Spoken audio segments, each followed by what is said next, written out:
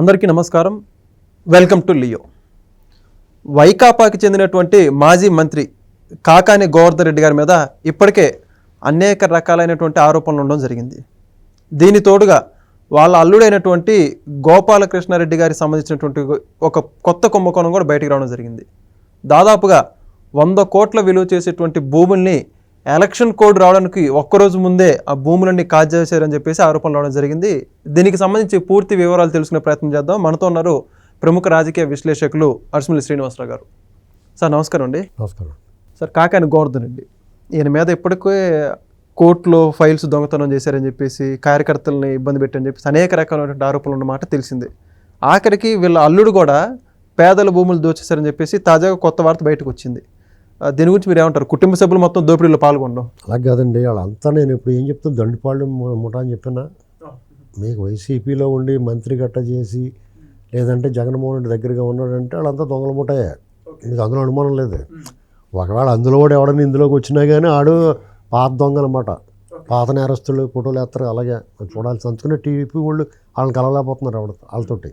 అర్థమైంది మీకు? వాళ్ళు కొంచెం దాన్ని ఏంటంటారు, కన్ఫెషన్ చెప్పుకుని మా తప్పు అయిపోయింది బాబు అన్నట్టుదేనా చేసుకున్నారేమో. నేనైతే వాళ్ళందరూ ఒకలాగే చూస్తాను. ఇకపోతే ఈ కాకాని గోవర్ధన్ రెడ్డిని అతను అలా రెచ్చిపోవడానికి కారణం కూటమి ప్రభుత్వమే. అంటే ఇప్పుడున్న కూటమి ప్రభుత్వం మాత్రమే కాదు, గతంలో ఈ పార్టీయే. ఎందుకంటే సోమిరెడ్డి చంద్రమోహన్ రెడ్డి గారికి ఆయనకి మధ్య వివాదంలో అతను తప్పుడు డాక్యుమెంట్లు చూసి ఆయన మీద చేసిన ఆరోపణల విషయంలోనే అప్పుడు దొరికితే అప్పుడే లోపల పడేయాలి అతన్ని. కేవలం కేసు నమోదై ఊరు చేశారు. అంటే ఆ ప్రభుత్వం చాలా ప్రజాస్వామ్యయుతంగా, చంద్రబాబు నాయుడు గారు పెద్ద మనిషి కాబట్టి ఆయన ఏం చేస్తాడంటే అడ్డగోలుగా అక్రమంగా లేకపోతే కక్ష సాధించినట్టు ఉండకూడదని కోరుకుంటాడు ఆయన. వీళ్ళతో అలా ఎలా కుదురుతుంది? ఇప్పుడు పిచ్చుకోకనే కూరు అని కేసి బిస్కెట్ ఎత్త ఊరుకుంటుందా? బిస్కెట్ తింటానికి వస్తుంది అనుకుంటే మళ్ళీ గరిచేసిపోద్ది. ఇప్పుడు చిన్న కుక్క, సూడు కుక్కలు కూడా అంతే. చిన్నపిల్లల్ని పెడితే కుక్కలు బరే కుయ్యుట్టుకో ఉన్నాయి పిల్లలు అని ప్రమాదం అని తెలిసినా కానీ ముట్టుకుంటే అది వచ్చి మళ్ళీ గరిచేద్దాం. అలాంటి వాళ్ళు వీళ్ళతో ఎలా ఉండాలంటే అంతసేపు కూడా పనిష్మెంట్, శిక్ష. తప్పు చేస్తే మనం వదలరా వీళ్ళు అనేటువంటి భయాన్ని కల్పించలేకపోయారు వీళ్ళు. వ్యవస్థలు కూడా అలా ఉన్నాయి. ఒకవేళ వీళ్ళు ఏం చేద్దాం అనుకున్నా కానీ కొన్ని వ్యవస్థలు ఏం చేస్తుంటే వాళ్ళు ఏమనుకుంటూ ఉంటున్నాయి. ఇది ఏం చేస్తారో ఎవడైనా ఏం చేయగలరా? నీకు ఇది చెట్టు ముందా విత్తు ముందా అన్నట్టు వాళ్ళ తప్ప వ్యవస్థలు తప్ప అంటే ఇద్దరిది తప్పు ఉంది, ఇద్దరిది తప్పు లేదన్నట్టు కనపడుతుంది. వాళ్ళు అల్లుడు అలా చేసాడు, చాలా తక్కువ చేసినట్టు 100 కోట్లు అంటే. నేను కనీసం 2-3 వేల కోట్లు చేస్తాడు అనుకున్నాను నేను. 100 కోట్లు అంటే తక్కువ, చాలా తక్కువ చేసాడు. వదిలేడా బాబు 100 కోట్లే కదా అనేటువంటి పరిస్థితికి వచ్చేసింది. ఇప్పుడు వాళ్ళు వేల లక్షల కోట్లు కొట్టేస్తాం వల్ల. మామూలుగా ఇది వరకు 2 లక్షలకి బంగారు లక్ష్మణ్ అన్న ఆయన బీజేపీ జాతీయ అధ్యక్షుడు, కేంద్ర మంత్రిగా చేసిన ఆయన 2 లక్షలు ఏదో బ్రైబ్, ఆ స్టింగ్ ఆపరేషన్ చేసి కావాలి ఇరికించి ఆయన పతనం చేసేసారు రాజకీయంగా ఈ దేశంలో. అలాంటిది లక్షల కోట్లు కొట్టేసిన దొంగ, బందిపోటు దొంగ రోడ్డు మీద తిరుగుతున్నాడు. వాళ్ళ ముఠా అంతా కూడా ఎడాపెడా దోసేస్తున్నారా, దోసేస్తున్నారా. వాళ్ళు ఎవడేం చేయట్లేదు.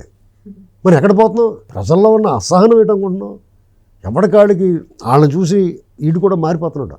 ఎవడ స్థాయిలో తప్పులు చేస్తున్నారు. ఆదర్శంగా ఇప్పుడు నువ్వు చెడిపోతున్నావయ్యా, నిన్ను చూస్తా నేను ఎంత ఒగ్గబెట్టుకుని ఉందామన్నా ఉండలేను.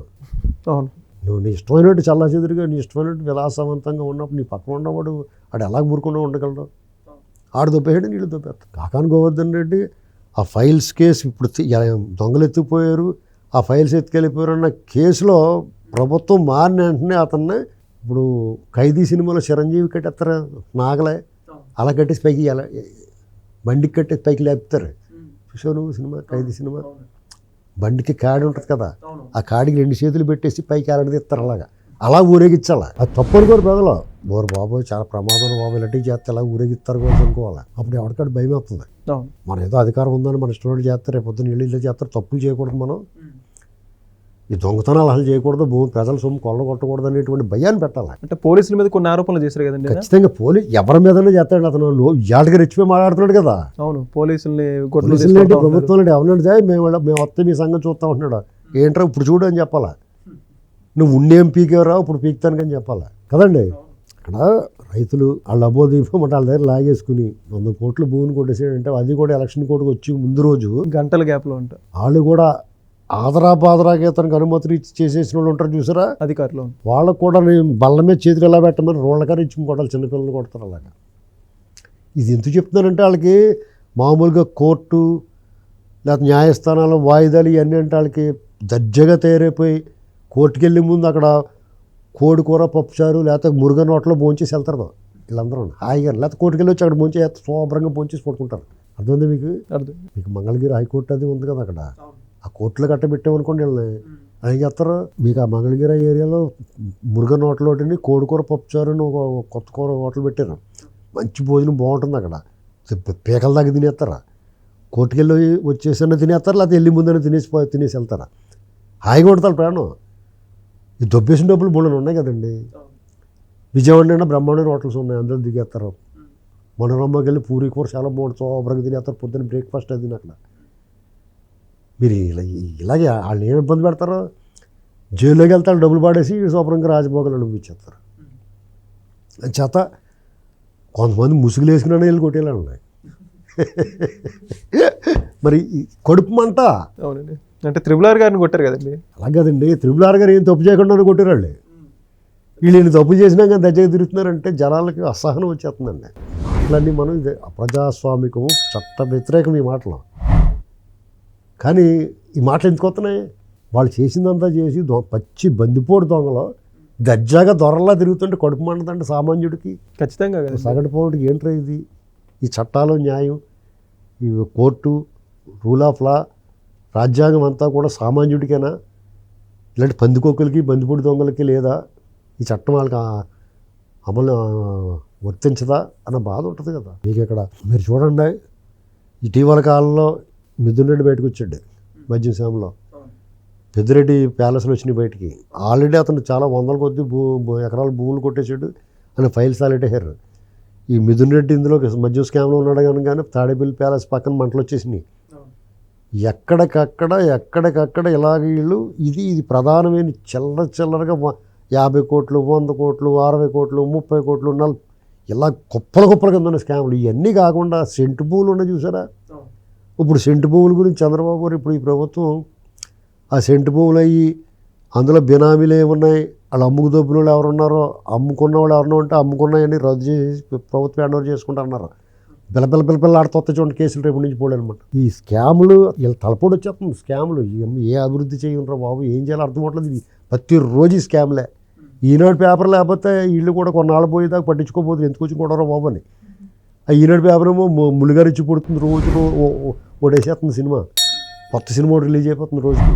ఇలాంటి పరిస్థితుల్లో ప్రజలు ఆలోచించుకోవాలి. వీళ్ళు రాజకీయ పార్టీ పెట్టారు, ఎవడన్నా చేరుతున్నాడు జేరి కూడా ఇంటికి వెళ్ళి బుద్ధి లేదట్రా నీకు, సిగ్గులేదా నీకు, అందరూ ఏ మొఖం పెట్టుకెళ్తున్నావు అని అడగాలి ప్రజలు. ఇప్పుడు ఎవడన్నా తప్పు చేసి దొంగతనం చేయడం ఊళ్ళోను ఆడితో మీరు సావాసం చేస్తున్నారు కదా, బుద్ధి లేదట్రా నీకు, ఆ దొంగడితో ఇంతలో తిరుగుతావు అని అంటారు కదా. అవును, ఖచ్చితంగా. నువ్వు అలా ఎందుకంటారండి ప్రజలు? అంటే రాజకీయ నాయకులు కదండి, రాజకీయ నాయకులు తిరుగుతారండి, ప్రజలు కూడా అనాలి కదా.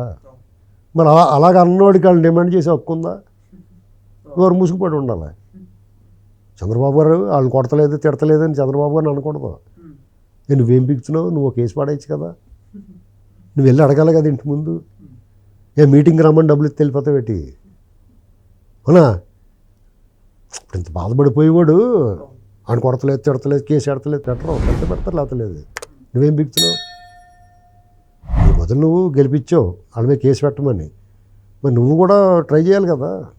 నువ్వేమనుకుంటావో మన డౌట్ అవుతుంది మళ్ళీ వీళ్ళకి. నువ్వు ఇష్టపడుతున్నావు లేదో తెలియాలి కదా.